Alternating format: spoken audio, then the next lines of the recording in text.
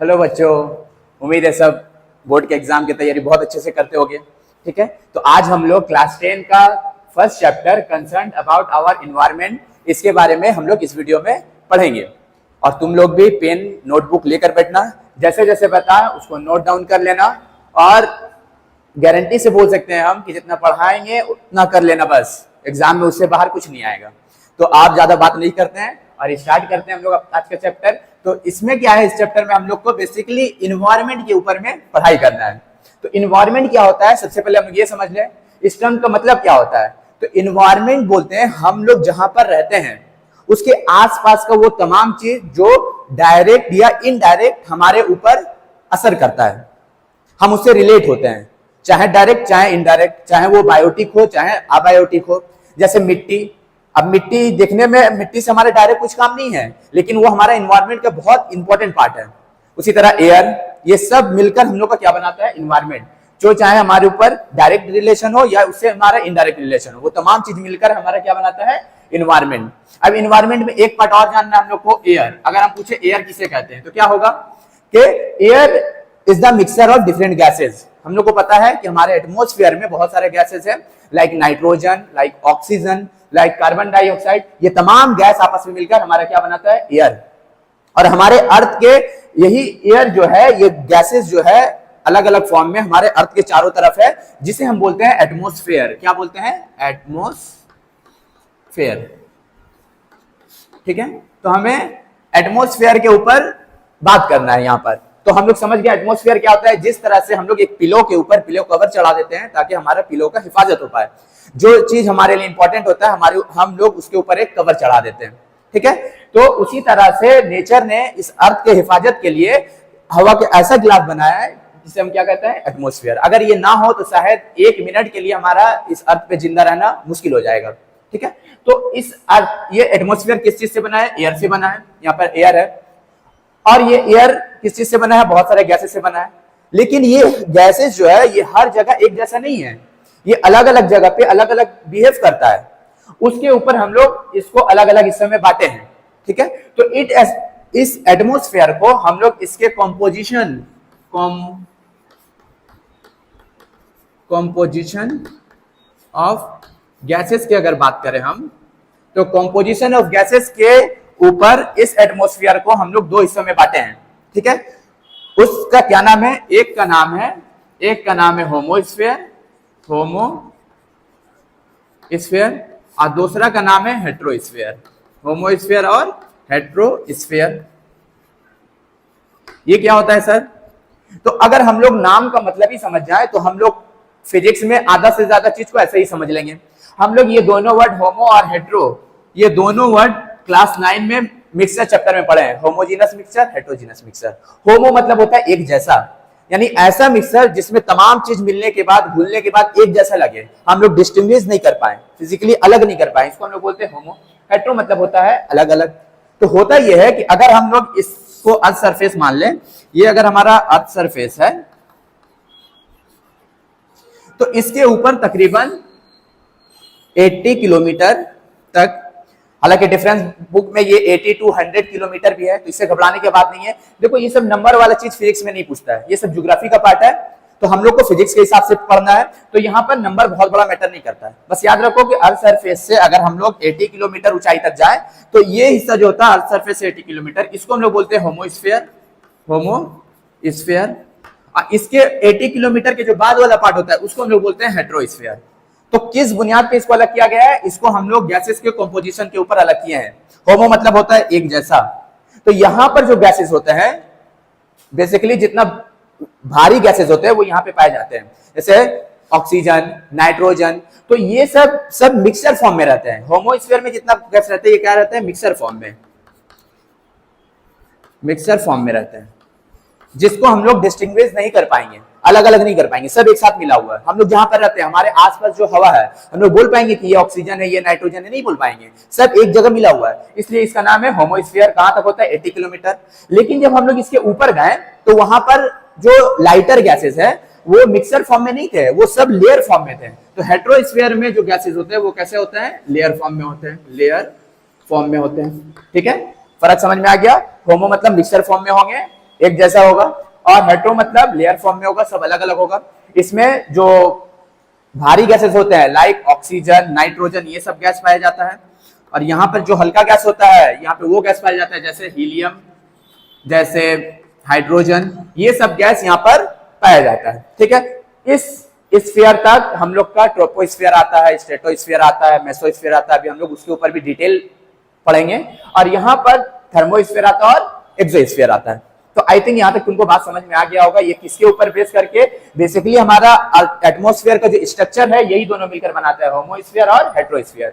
तो अगर फर्क भी बोल दे तो हम लोग यहाँ पे फर्क कर सकते हैं। ठीक है, तो हम लोग कंपोजिशन ऑफ गैस के ऊपर एटमॉस्फेयर को 2 लेयर में बांटे हैं, लेकिन इसके अलावा भी हम लोग गैसेस को अलग अलग हिस्से में बांटे हैं। जैसे अगर हम लोग इसको मिटा दें, ठीक है, अब हम लोग अगर टेम्परेचर और प्रेशर के ऊपर बात कर लें तो एटमॉस्फेयर को हम लोग 5 लेयर में बांटे हैं। ये था कंपोजिशन के ऊपर, लेकिन अगर टेम्परेचर और प्रेशर का बिहेवियर के ऊपर बोले तो हम लोग एटमॉस्फेयर को 5 लेयर में बांटे हैं। अगर हम लोग इस अर्थ सरफेस को वापस से मान ले तो यहाँ पे पहला जो आएगा इसको हम लोग बोलते हैं ट्रोपोस्फेयर, ट्रोपोस्फेयर। उसके बाद जो आता है इसको हम लोग बोलते हैं स्ट्रेटोस्फेयर, स्ट्रेटोस्फेयर। उसके ऊपर जो आता है इसको हम लोग बोलते हैं मेसोस्फेयर, मेसोस्फेयर।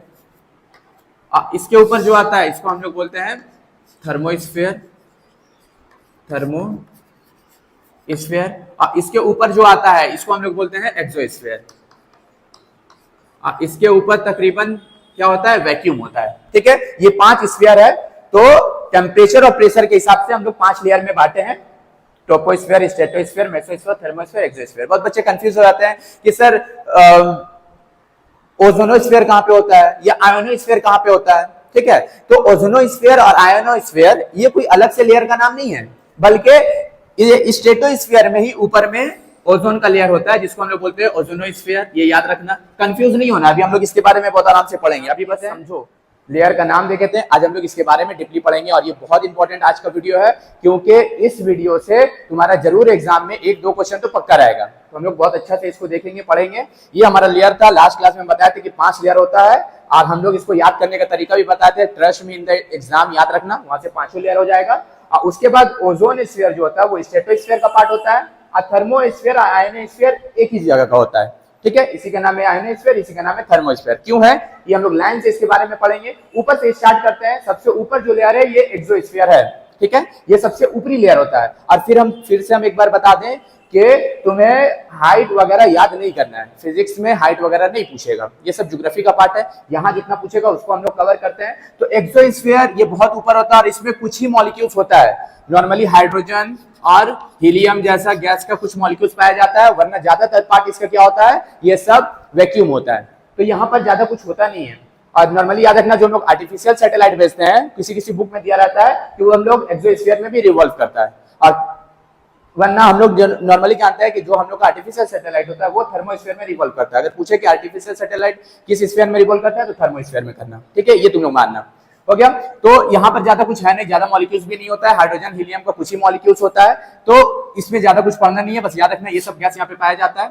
उसके बाद हम लोग आ जाते हैं थर्मोस्फीयर। इसका नाम थर्मोस्फीयर थर्म क्यों है? थर्म का मतलब होता है हीट। चूंकि ये सन से सबसे ज्यादा करीब होता है, इसलिए सन से जितना सारा रेडिएशन आता है, ज्यादातर रेडिएशन को, मोस्ट ऑफ द रेडिएशन को ये अपने अंदर एब्जॉर्ब कर लेता है और गर्म हो जाता है। यहाँ का एयर मॉलिक्यूल सबसे ज्यादा गर्म हो जाता है और टेम्परेचर कितना चल जाता है 1473 केल्विन तक, इसलिए इसको हम लोग बोलते हैं थर्मोस्फीयर। और इस गर्मी की वजह से सूरज से जो यूवी रेडिएशन आता है उसको एब्जॉर्ब करने के बाद, उसके रेडिएशन को एब्जॉर्ब करने के बाद यहाँ पर जो एयर मॉलिक्यूल्स होते हैं वो आयोनाइज हो जाते हैं।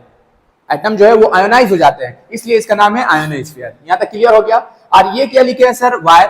अच्छा, एक सवाल अगर तुमको ये आया कि सर आप बोले कि सन से ये करीब है, सन से तो सबसे ज्यादा करीब एक्सोस्फीयर है, लेकिन अभी हम बोले यहाँ पे एयर मॉलिक्यूल्स है ही नहीं, ज्यादा होता ही नहीं, ज्यादातर वैक्यूम होता है, इसलिए यहाँ का हवा ज्यादा गर्म नहीं होता है। ज्यादा हवा कहाँ का गर्म होता है? यहाँ पर, और टेम्परेचर 1473 केल्विन तक चल जाता है। सर ये क्या लिखे हैं? तो इस लेयर का प्रॉपर्टी को याद रखने के लिए हम लोग ये लिखे हैं WIRE, वायर। उसमें ई स्मॉल है, उससे हमारा कोई लेना देना नहीं है, ये तीनों वर्ड से लेना देना। आई मतलब आयोनोस्फीयर, तो आयोनोस्फीयर का क्या प्रॉपर्टी है? यहाँ पे W मतलब होता है वायरलेस ट्रांसमिशन। जैसे मोबाइल से हम लोग बात करते हैं कहीं पर, तो इसमें वायर थोड़ी है, वॉकी टॉकी होता है। ये सब जो वायरलेस ट्रांसमिशन होता है सब कहां से होता है? सब थर्मोस्फीयर या आयोनोस्फीयर से होता है। इसके अलावा R मतलब हो गया रेडियो वेव, या फिर अब आजकल के जमाने में लोग टेलीविजन बोल रहे हैं, ये सब रेडिएशन कहाँ से होता है? सब आयोनोस्फीयर से होता है। तो ये वर्ड याद रखना, वायरलेस ट्रांसमिशन और रेडियो वेव, ये दोनों कहाँ से रिफ्लेक्ट बैक होता है? ये आयोनोस्फीयर से होता है। तो इसका प्रॉपर्टी को याद रखने का ये मतलब हो गया।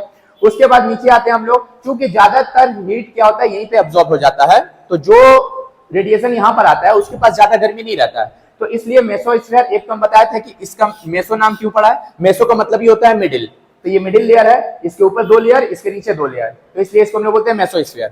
और चूंकि ज्यादातर हीट सब यहीं पे अब्सॉर्ब हो गया है, तो यहाँ पर जो रेडिएशन आता है उसके पास ज्यादा हीट बचता नहीं है, इसलिए इसको हम लोग क्या बोलते हैं?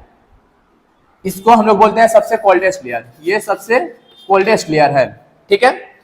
और यहाँ पर टेम्परेचर -90 डिग्री सेंटीग्रेड तक चल जाता है, याद रखना यहाँ पे सबसे कोल्डेस्ट लेयर है। और इसकी वजह से क्या होता है कि अगर एस्ट्रॉइड बेल्ट जो होता है, तुम लोग सोलर सिस्टम में पढ़े होगे, एस्ट्रॉइड बेल्ट से कोई मेटेरियल्स निकल कर अगर आ जाता है हम लोग के अर्थ का स्फीयर में, अर्थ का प्लैनेट में, तो इस स्फीयर तक आते आते वो बंद हो जाता है। अगर पूछ ले मेटेरियल्स कहां पर बंद होता है, तो इस स्फीयर में बंद होता है, ठीक है। हालांकि मेटेरियल्स खुद अपने आप में बहुत गर्म होता है और इसका ठंडापन एक दूसरे को कैंसिल आउट कर देता है और यहाँ पर वो खत्म हो जाता है, ठीक है, ठंड होकर खत्म हो जाता है। तो इसमें ये याद रखना है कि ये मिडिल लेयर है, ये कोल्डेस्ट लेयर है, और यहाँ पे मेटेरियल्स आकर बंद होता है, इसका टेम्परेचर -90 डिग्री सेंटीग्रेड तक पहुंच जाता है ठंड होके। उसके नीचे अगर हम लोग आए तो स्ट्रेटोस्फीयर, तो स्ट्रेटोस्फीयर में क्या होता है कि यहाँ पर ऊपर हिस्से में यूवी रेडिएशन का एब्जॉर्प्शन होता है।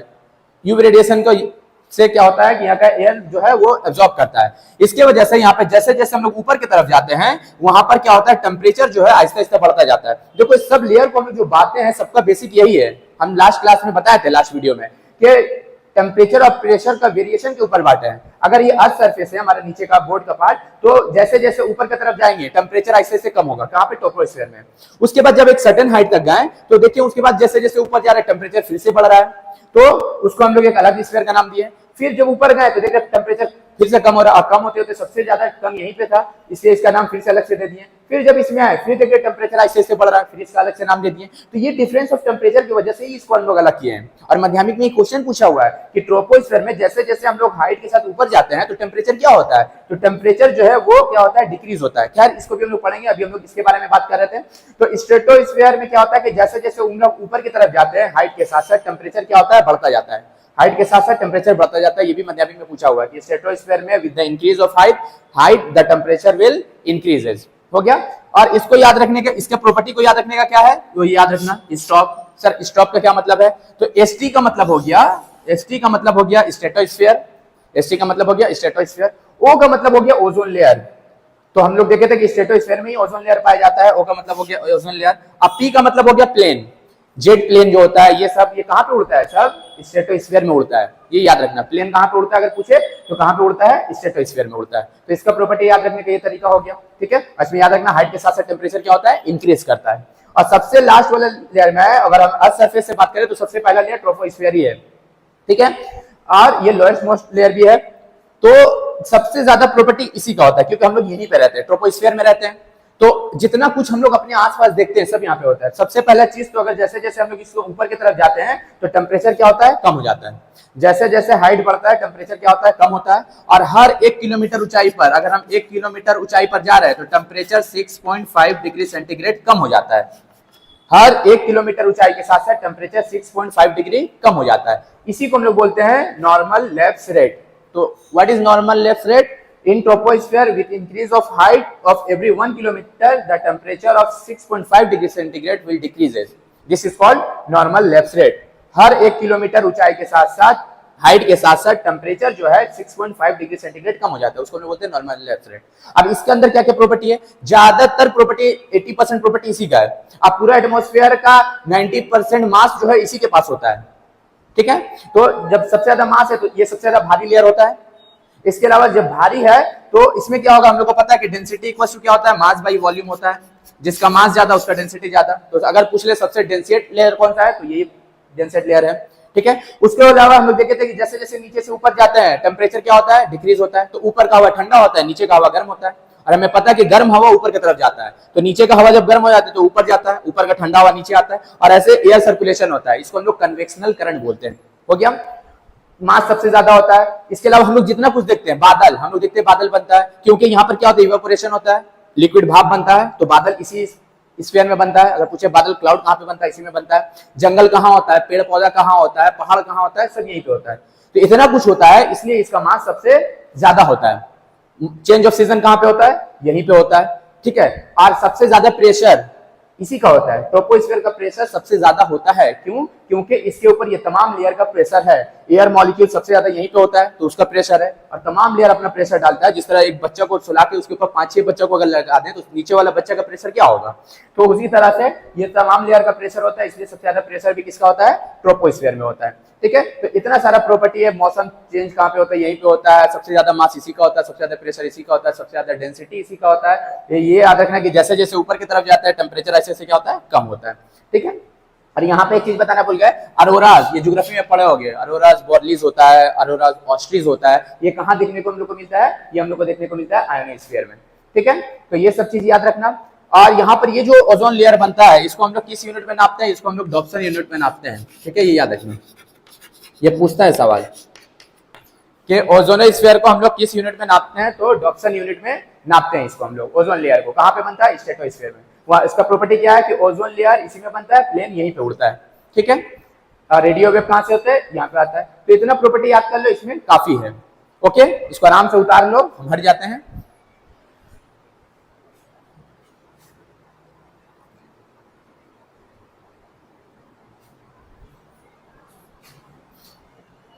इसके बाद अगर हम लोग बोले, ये जो ओजोन लेयर का अगर हम लोग बात कर लें, अब लोग आ जाते हैं ओजोन लेयर क्या होता है। तो देखो स्ट्रेटोस्फीयर में बनता है, हमको पता है ओजोन लेयर। ओजोन लेयर कहां पे बनता है, स्ट्रेटोस्फीयर में। स्ट्रेटोस्फीयर में ओजोन लेयर बनता है हम लोग का। ये लेयर क्या होता है कि यहाँ पर जो एयर मॉलिक्यूल्स होता है कहां पर, स्ट्रेटोस्फीयर में, ये सन से आने वाला यूवी रेस को क्या करता है, अल्ट्रावायलेट रेस तुम लोग पढ़े होगे, जिसका वेवलेंथ 4000 एंगस्ट्रॉम से कम होता है, उसको हम लोग यूवी रेडिएशन बोलते हैं, ठीक है। तो ये ऑक्सीजन जो स्ट्रेटोस्फीयर में होता है, ये सूरज से आने वाला यूवी रेस को एब्जॉर्ब करता है, और एब्जॉर्ब करके ऑक्सीजन का एटम में टूट जाता है। ये मॉलिक्यूल्स है, ये ऑक्सीजन का एटम है। अब ये वाला ऑक्सीजन का एटम और जो ऑक्सीजन अभी नहीं टूटा है, ये ऑक्सीजन, ये दोनों आपस में मिलके क्या बना लेता है, ऑक्सीजन का 3 एटम मॉलिक्यूल्स बना लेता है, जिसको हम लोग बोलते हैं ओजोन। ये ओजोन गैस होता है, ये ओजोन क्या होता है, गैस होता है।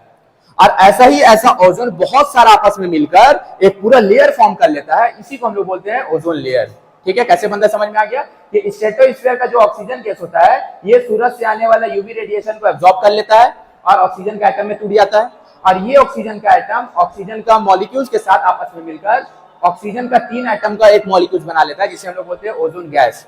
और ये ओजोन गैस आपस में बहुत ज्यादा मिकदार में मिलकर एक पूरा लेयर फॉर्म कर लेता है स्ट्रेटोस्फीयर में, इसी को हम लोग बोलते हैं ओजोन लेयर, हो गया। लेकिन हम लोग का कुछ खासियत की वजह से हम लोग का कुछ ऐसा काम करते हैं जिसकी वजह से इसमें ऐसा ऐसा डिप्लेशिएट हो रहा है, depreciation of ozone layer, depletion of ozone layer, ठीक है। तो ये क्या हो रहा है कि हम लोग जो कुछ गैस इस्तेमाल कर रहे हैं, जैसे हम लोग जो फ्रिज रेफ्रिजरेटर इस्तेमाल कर रहे हैं, तो वहां से क्या निकलता है, CFC।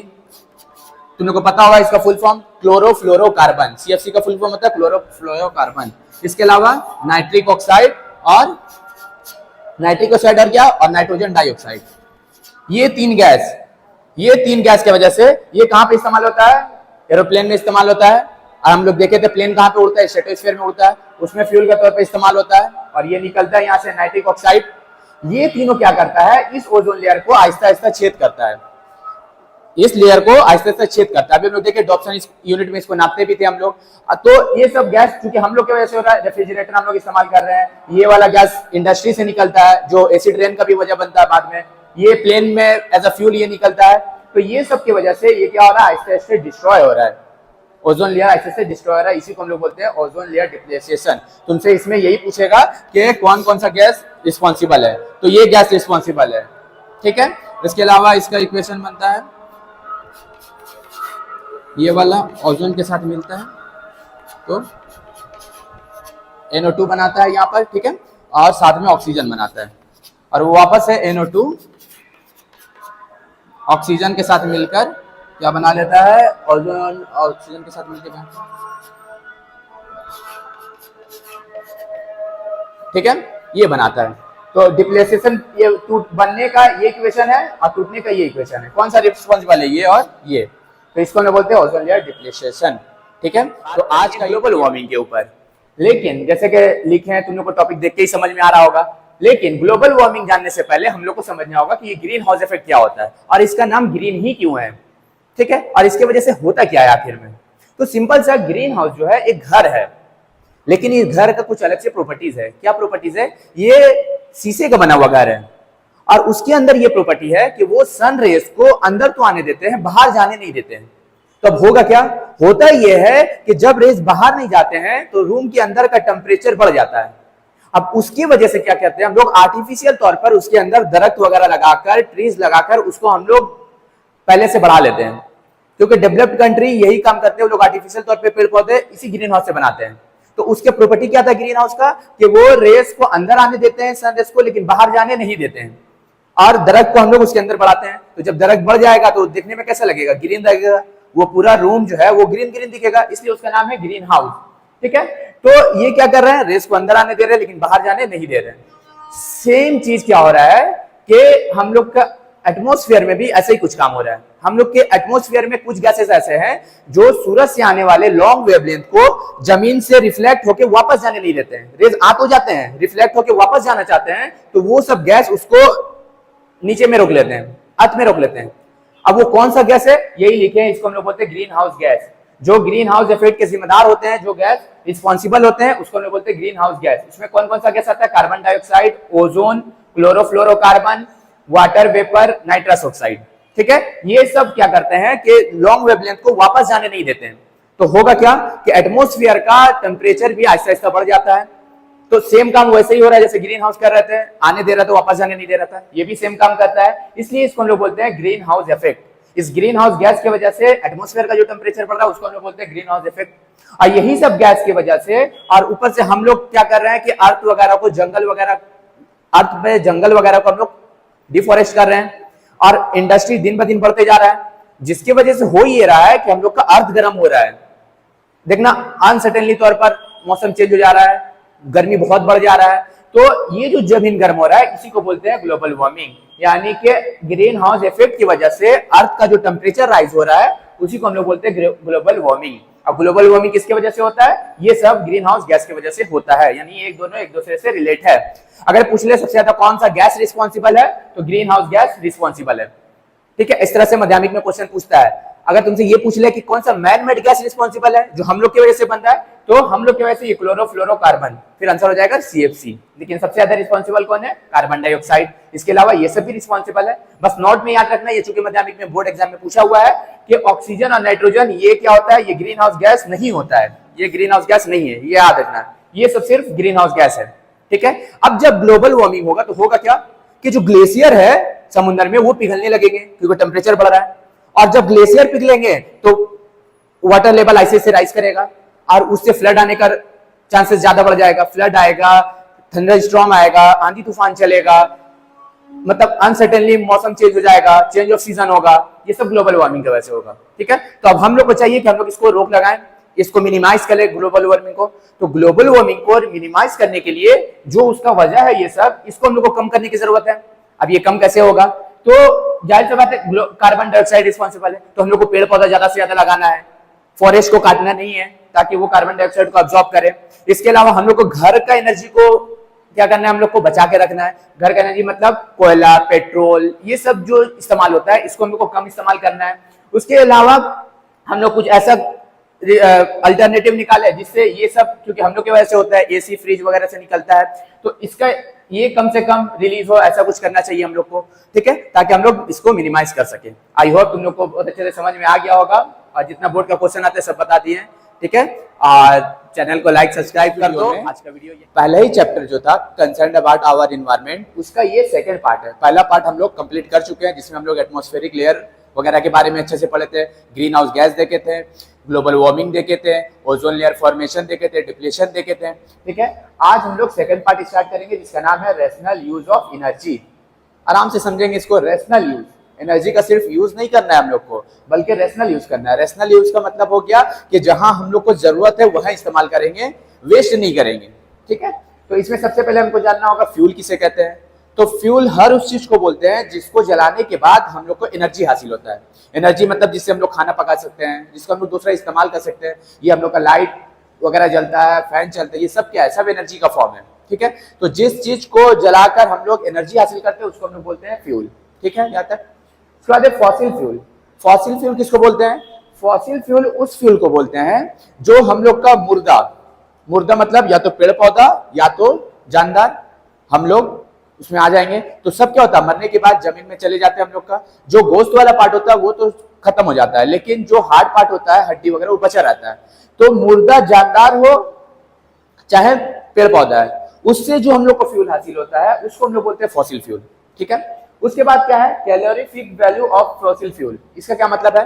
अब हम लोग किसी भी फॉसिल फ्यूल को लेंगे, देखो कार्बन, हाइड्रोजन, कोयला, कोक, ये सब फॉसिल फ्यूल है, ठीक है।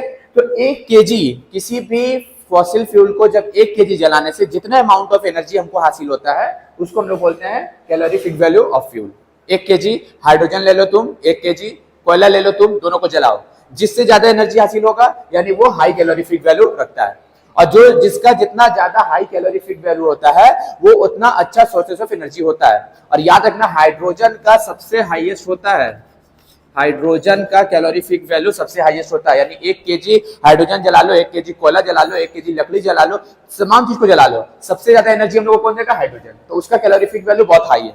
और एक बार इसका यूनिट पूछा हुआ माध्यमिक में, तो कैलोरीफिक वैल्यू अभी हम लोग क्या बोले, 1 केजी यानी पर केजी किसी को चीज को जलाने से जितना एनर्जी हासिल होगा। तो एनर्जी का यूनिट हो गया जूल। अब कितना? 1 केजी। तो इसलिए इसका यूनिट होता है जूल पर केजी। ऐसा ही नहीं होता है, लेकिन वो एनर्जी इतना ज्यादा अमाउंट में मिलता है कि उसको हम लोग सिर्फ जूल में नहीं नापते हैं, बल्कि केजी पर केजी भी, दोनों सेम है, ठीक है। तुमको दोनों में से कुछ भी लिख दोगे, दोनों सही है, ठीक है। तो बेहतर है ये लिखो केजे पर केजी। इसका मतलब होता है किलो जूल पर केजी। इतना ज्यादा तवानाई एनर्जी हासिल होता है कि उसको हम लोग किस में नापते हैं? किलो में, ठीक है। तो ये किसका यूनिट हो गया? कैलोरीफिक वैल्यू ऑफ फ्यूल का। और जो जितना ज्यादा एनर्जी देगा उसका कैलोरीफिक वैल्यू उतना ही है, और वो उतना अच्छा हमारे लिए क्या है? सोर्सेस ऑफ एनर्जी है। यहाँ तक कंप्लीट हो गया। उसके बाद है कि ये जो फॉसिल फ्यूल है इसका कंजर्वेशन क्यों जरूरत पड़ा हम लोग को? Why the necessity of conservation of fossil fuel? क्योंकि एक फॉसिल फ्यूल बनने में लाखों साल गुजरता है। एक जानदार पहले मरेगा, उसके बाद वो जमीन के अंदर जाएगा, उसका जो गोश्त वाला पार्ट है वो ऐसे से खत्म होगा, उसके बाद जो हड्डी वगैरह है वो लाखों साल जाता है, और बहुत ही कॉम्प्लिकेटेड अंदर में केमिकल रिएक्शंस होते हैं, तब जाकर ये हम लोग को फॉसिल फ्यूल मिलता है। और हम लोग को 1 केजी जलाने में कितना ही देर लगता है? कोयला को इस्तेमाल कर लो, आधा घंटा 1 घंटा नहीं होता है, जल के खत्म हो जाता है। तो बनने में इतना साल लग रहा है और खत्म होने में फौरन खत्म हो जाता है। इसलिए इसका हम लोग को कन्वर्सेशन जरूरी है। और एक बार जब ये खत्म हो जाता है तो वापस से इसको हम लोग रीयूज भी नहीं कर सकते।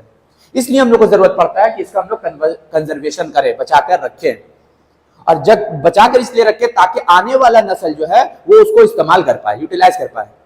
उसी को हम लोग बोलते हैं सस्टेनेबल डेवलपमेंट। ये भी तुम्हारा माध्यमिक में एक बार पूछा हुआ है 2 मार्क्स के लिए, 2 मार्क्स के लिए, कि सस्टेनेबल डेवलपमेंट किसे कहते हैं। तो सस्टेनेबल डेवलपमेंट वो डेवलपमेंट है जिसमें हम लोग क्या करते हैं, अपना तमाम जरूरत को पूरा करेंगे, हम कॉम्प्रोमाइज नहीं करेंगे, अपना तमाम जरूरत को पूरा करेंगे, लेकिन इसके बावजूद भी हम लोग आने वाला नस्ल के लिए कुछ बचा कर जाएंगे। जो हम लोग का जनरेशन आने वाला है उसके लिए पूरा खत्म नहीं कर देंगे। जैसे हम लोग आज भी पता है कि कोयला इतना है कि 100 साल आराम से हम लोग रह लेंगे, और सबको पता है कि हम लोग 100 साल बचेंगे नहीं, लेकिन इसके बावजूद भी आज हम लोग कोयला को क्या करें, बचा रहे हैं। क्यों बचा रहे हैं? ताकि आने वाला जो नस्ल है वो उसका इस्तेमाल कर पाए, उन लोग के लिए कुछ बचा के जाए। तो अब हम लोग उसको हटाकर गैस सिलेंडर इस्तेमाल कर रहे हैं। अब उसको भी हटाने वाला के बाद चल रही है, कुछ और उसकी जगह अल्टरनेटिव लाने के बाद है। तो उसको हम लोग बोलते हैं सस्टेनेबल डेवलपमेंट, यानी जिसमें हम लोग अपना तमाम जरूरत को पूरा करेंगे, कोई कॉम्प्रोमाइज नहीं करेंगे, सब इस्तेमाल करेंगे। इंडस्ट्री बंद नहीं करेंगे कि वहां पे एनर्जी का वेस्ट हो रहा है तो हम लोग पहनेंगे क्या? तो उस तरह हम लोग सब इस्तेमाल करेंगे, लेकिन फिर भी आने वाले के लिए बचा कर जाएंगे। इसको हम लोग बोलते हैं concept of sustainable development. Okay, तो अभी हम लोग जिस सस्टेनेबल डेवलपमेंट का बात कर रहे थे उसी डेवलपमेंट के लिए, यानी कि आने वाले नस्ल के लिए, जनरेशन के लिए, बचाने के लिए हम लोग बहुत सारा एनर्जी सोर्स को ढूंढ कर निकाले। उसमें से कुछ एनर्जी सोर्स ऐसा है जो हम लोग बहुत पहले से इस्तेमाल करते हुए आ रहे हैं, उसको हम लोग बोलते हैं कन्वेंशनल सोर्सेस ऑफ एनर्जी। मतलब एक बहुत पहले से काफी पुराना तरीका है ये हम लोग का एनर्जी हासिल करने का, जिसमें पहला आता है थर्मल एनर्जी। दूसरा आता है हाइड्रो एनर्जी, तीसरा आता है विंड एनर्जी। ये तमाम एनर्जी को हासिल करने का एक सिंपल सा तरीका है कि हम लोग एक जनरेटर लगाते हैं और जनरेटर का काम होता है कि वो मैकेनिकल एनर्जी को इलेक्ट्रिकल एनर्जी में चेंज करता है। तो हम किसी तरह एक मैकेनिकल एनर्जी को जब जनरेटर में देते हैं तो जनरेटर में पहले टरबाइन चलता है, ये फैन लाइक स्ट्रक्चर होता है और ये टरबाइन जनरेटर को चलाता है और जब जनरेटर चलता है तो इसी मैकेनिकल एनर्जी को इलेक्ट्रिकल एनर्जी में चेंज कर देता है, क्योंकि energy can't be created not be destroy, वो सिर्फ एक फॉर्म से दूसरा फॉर्म में चेंज होता है। तो यही मैकेनिकल एनर्जी जनरेटर में क्या चेंज हो जाता है, इलेक्ट्रिकल एनर्जी, और फिर हम लोग को इलेक्ट्रिसिटी हासिल होता है, हम लोग इस्तेमाल करते हैं। लेकिन ये तमाम में कुछ कुछ ड्रॉबैक्स था, इसलिए ये पुराना सोर्सेस को छोड़कर हम लोग कुछ कन्वेक्शनल के बजाय नॉन कन्वेक्शनल में आ गए, जो हम लोग इसके बाद वाला वीडियो में पढ़ेंगे, जिसका हम लिंक दे देंगे डिस्क्रिप्शन में। तो थर्मल एनर्जी में क्या करते हैं हम लोग, थर्मल प्लांट लगाते हैं और उसमें हम लोग एज अ फ्यूल कोल को इस्तेमाल करते हैं, कोयला। तो हम लोग देखते हैं ये खत्म हो जाने वाला चीज है। दूसरा बात, इसका कंस्ट्रक्शन पर बहुत ज्यादा आ रहा था, इसलिए इसको हम लोग बहुत ज्यादा इस्तेमाल नहीं किए, ठीक है। उसके बाद हम लोग आ गए हाइड्रो एनर्जी में। हाइड्रो मतलब जो वाटर से हासिल हो, एनर्जी फ्रॉम वाटर। अब वाटर में मतलब क्या होता है, वहां पे हमको डैम लगाना पड़ता है और डैम से हम लोग जब वाटर को रोकते हैं तो उसके अंदर मैकेनिकल एनर्जी होता है और फिर वापस से ये सिस्टम पूरा लगा देते हैं तो वो मैकेनिकल एनर्जी इलेक्ट्रिकल एनर्जी में चेंज हो जाता है। लेकिन डैम लगाने के लिए भी बहुत बड़ा कंस्ट्रक्शन कॉस्ट आता है, प्लस वहां की आबादी को उठाकर कहीं और रखना पड़ता है, ये बहुत सारा परेशानी था इसमें। उसके बाद हम लोग विंड एनर्जी में आते हैं, जो हम लोग को कहां से मिलता है, एयर से हासिल होता है। विंड मतलब ये समझ में आ रहा है एयर। तो इसके लिए हम लोग क्या करते हैं, विंड मिल लगाते हैं, लेकिन ये सब जगह पॉसिबल भी नहीं था। ऐसा जगह लगाना होगा जहां पे एयर, जब हम लोग विंड मिल लगाते हैं तो विंड मिल सब जगह पॉसिबल नहीं था, बिकॉज ये विंड मिल वहां पर लगता था जहां पर एयर का स्पीड 25 किलोमीटर पर आवर हो, तब ये चलता है और हम लोग को एनर्जी हासिल होता है। लेकिन ये हर जगह पॉसिबल नहीं था और कंस्ट्रक्शन कॉस्ट इसका भी बहुत ज्यादा था, बड़े बड़े इंजीनियर लगते हैं इसको मेंटेन करने के लिए। तो तमाम में कुछ ना कुछ ड्रॉबैक था, लेकिन फिर भी हम लोग पहले यही तरीका से हम लोग एनर्जी को हासिल करते थे। सबका बेसिक सेम है कि टरबाइन चलाते थे, किससे, मैकेनिकल एनर्जी से। ये जनरेटर को चलाएगा, जनरेटर से क्या हासिल होगा हम लोग का, इलेक्ट्रिकल एनर्जी, ठीक है। तो आज का वीडियो यहाँ तक, एक और वीडियो लगेगा, उसके बाद ये चैप्टर कंप्लीट हो जाएगा हम लोग का।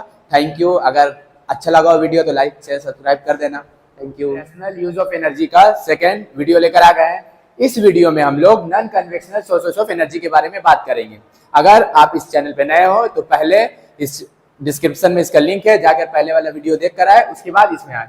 तो जैसे जैसे टेक्नोलॉजी में एडवांसमेंट होता गया तो हम लोग आहिस्ते आहिस्ते मशीन के ऊपर डिपेंड हो गए और तमाम मशीन सब किसके ऊपर चलता है, एनर्जी के ऊपर चलता है। तो हमें नए नए एनर्जी सोर्सेस की जरूरत पड़ी। तो इसलिए कुछ एनर्जी जो हम बहुत पहले से हम लोग इस्तेमाल करते हुए आ रहे हैं और कुछ एनर्जी को जिसको हम लोग बाद में डिस्कवर किए और जो बाद में अभी रिसेंट में डिस्कवर हुआ उसे ही हम लोग कहते हैं non conventional sources of energy. इसमें सबसे पहले आता है हमारा सोलर एनर्जी। नाम से ही समझ में आ रहा है कि वो एनर्जी जो हम लोग को कहां से मिले, सन से। और हम लोग को पता है कि जब से दुनिया है तब से सन है और जब तक दुनिया रहेगा तब तक सन रहेगा। तो ये एक रिन्यूएबल सोर्सेस ऑफ एनर्जी है और जितना एनर्जी है, तमाम एनर्जी का सोर्स हम लोग का क्या है, सन है। Sources of all the energy is sun, ठीक है। तो सोलर एनर्जी कैसे हासिल करते हैं हम लोग, तो उसके लिए हम लोग लगाते हैं एक सोलर पैनल। देखे होगे तुम लोग रास्ता वगैरह में कहीं पर, ये ब्लू कलर का होता है और इसमें सिल्वर कलर का ऐसे ऐसे लाइन होता है, ठीक है। तो इसको हम लोग बोलते हैं सोलर पैनल। और ये जो इसके अंदर लाइन होता है जिसको हम लोग बोलते हैं सोलर सेल, जो कि किसका बना हुआ रहता है, एक सेमीकंडक्टर जर्मेनियम का बना रहता है। ये क्या करता है, सूरज से आने वाले फोटोन रेज को एब्जॉर्ब करता है और फिर उससे हम लोग एनर्जी हासिल करते हैं, ठीक है। तो एक बहुत अच्छा सोर्स ऑफ एनर्जी था, इससे हम लोग को कोई लेबर रिक्वायरमेंट की जरूरत नहीं था, प्लस हम लोग गांव देहात वगैरह में इससे अच्छा खासा एनर्जी हासिल कर लेते थे। लेकिन इसका ड्रॉबैक ये था कि इसको हम लोग डे टाइम में ही इस्तेमाल कर पाते थे, क्लाउडी डेज में या रात के वक्त इसे एनर्जी हासिल करना पॉसिबल नहीं था।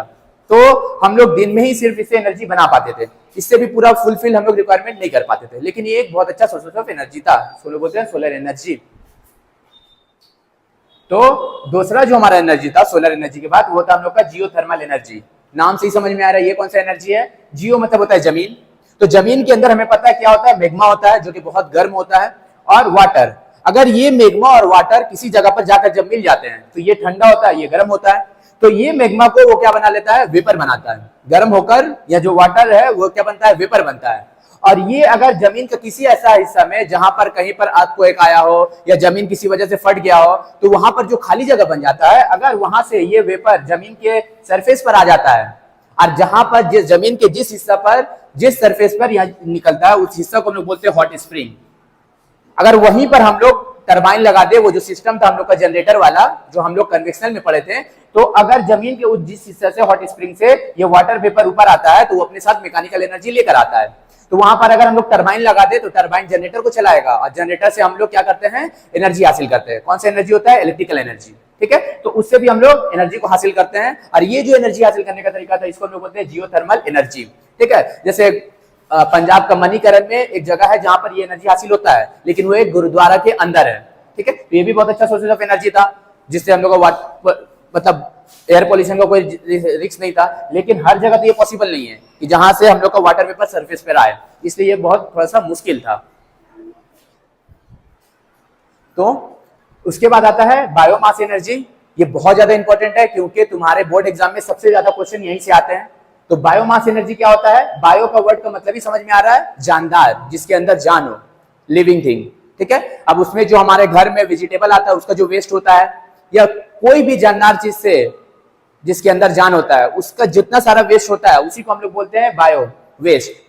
उस बायो वेस्ट को हम लोग क्या करते हैं, एक बैक्टीरिया, इसका नाम पूछता है, इसका नाम क्या है, मिथेनोजेनिक बैक्टीरिया। ये एक एनारोबिक बैक्टीरिया होता है, यानी इन अब्सेंस ऑफ ऑक्सीजन इसको हम लोग क्या करते हैं, डिकम्पोज करते हैं। इस बैक्टीरिया को लेकर जितना हम लोग का बायो वेस्ट है उसको क्या करते हैं, डिकम्पोज करते हैं। और जब डिकम्पोज करते हैं तो वहां से हम लोग का कुछ गैस खारिज होता है, रिलीज होता है। कौन कौन सा गैस, जिसमें सबसे ज्यादा मिकदार में 75% मीथेन, उसके बाद कार्बन डाइऑक्साइड 23% में, और उसके बाद हाइड्रोजन और हाइड्रोजन सल्फाइड, ये दोनों मिलाकर 2% में रिलीज होता है। ये गैस को हम लोग बोलते हैं बायोगैस। अगर पूछे बायोगैस में कौन कौन सा गैस होता है तो ये चारों गैस होता है। तो ये जो चारों गैस होता है इसी को हम लोग कलेक्ट जब कर लेते हैं तो उसको, उससे जो एनर्जी हासिल करते हैं उसको हम लोग बोलते हैं बायोमास एनर्जी। तो वो एनर्जी जो हम लोग को बायोमास से हासिल होता है, यानी कि जो लिविंग थिंग है उससे जो एनर्जी हासिल करते हैं उसे हम लोग बोलते हैं बायोमास एनर्जी। उसमें कौन सा बैक्टीरिया का इस्तेमाल होता है, मिथेनोजेनिक बैक्टीरिया। और ये एनर्जी जनरली हम लोग इलेक्ट्रिसिटी वगैरह में कम इस्तेमाल करते हैं, इसको हम लोग घर में एज अ फ्यूल इस्तेमाल करते हैं क्योंकि इसका कैलोरीफिक वैल्यू बहुत हाई होता है। दूसरा कि इससे कोई गैस रिलीज नहीं होता है, कार्बन डाइऑक्साइड वगैरह, ताकि वो एयर को पॉल्यूट करे। तो इसको हम लोग घर में एज अ फ्यूल इस्तेमाल करते हैं। ये बहुत ज्यादा इंपॉर्टेंट होता है। अक्सर ये बैक्टीरिया का नाम पूछता है। और अगर पूछ ले कि मेन कॉन्स्टिट्यूएंट कौन है, यानी सबसे ज्यादा मिकदार में कौन पाया जाता है बायोमास में, तो क्या होगा, मीथेन, सबसे 75%। देखो यहाँ पे एक वर्ड लिखे हैं, फायर डैम। इसको हम लोग फायर डैम भी बोलते हैं, किसको, मीथेन को। क्यों, क्योंकि ये बहुत ज्यादा रिएक्टिव होता है। ये एयर के ऑक्सीजन के साथ बहुत जल्दी रिएक्ट कर लेता है और वहां पे फायर लग जाता है। अक्सर जंगल वगैरह में इसकी वजह से क्या होता है, आग लग जाता है। इसलिए इसको हम लोग क्या बोलते हैं, फायर डैम। ये बहुत ज्यादा इंपॉर्टेंट है। इसके अलावा भी बहुत सारा एनर्जी है, जैसे थर्मल एनर्जी, जिसमें हम लोग यूरेनियम वगैरह को बोम्बार्डिंग करके उससे हम लोग बहुत ज्यादा मिकदार में एनर्जी हासिल करते हैं, ठीक है। और भी एनर्जी फ्रॉम सी होता है, लेकिन तुम लोग का सिलेबस में इतना काफी है, सबसे ज्यादा इंपॉर्टेंट ये है, ठीक है। तो रैशनल यूज ऑफ एनर्जी में इतना ही है। और भी इस मीथेन का अलग अलग जगह इस्तेमाल करते हैं। ये जब कोल माइन से निकलता है तो इसको हम लोग कोल माइन गैस भी बोलते हैं, जिसको हम लोग नेचुरल एनर्जी बोलते हैं, ठीक है। तो अभी हम जो बता रहे थे कोल बेड के बारे में, तो उसको हम क्या बोलते हैं, कोल बेड मीथेन। अगर बोले कोल बेड मीथेन से कौन सा गैस रिलीज होता है, तो वहां से भी मीथेन गैस रिलीज होता है। जनरली ये एक ऑर्गेनिक गैस होता है जिसमें मीथेन होता है और हाइड्रोकार्बन होता है। 95% इसमें मीथेन होता है और 5% हाइड्रोकार्बन होता है सिर्फ, ठीक है। तो नाम से ही समझ में आ रहा है, CBM भी इसको हम लोग बोलते हैं। किसको बोलते हैं, मीथेन। तो कहां से निकलता है, जो कोल माइंस होता है, कोयला का कान जिसको हम लोग बोलते हैं, वहां पर ये गैस रिलीज होता है। तो उसको हम लोग क्या बोलते हैं, कोल बेड मीथेन। लेकिन यही मीथेन गैस अगर आइस प्लेस में, मतलब नाम से समझ में आ रहा है, मीथेन आइस, एकदम जहां पे ठंड जगह होता है, बर्फ होता है, बर्फ के अंदर ये कैग लाइक स्ट्रक्चर बना लेता है और उसका फॉर्मूला फिर हो जाता है, देखो ये मीथेन है और इसके साथ 23 मॉलिक्यूल्स किसका हो जाता है, वाटर का, और 4 मॉलिक्यूल्स किसका, मीथेन का। फिर इसका नाम अलग हो जाता है, उसका हम लोग बोलते हैं मीथेन हाइड्रेट।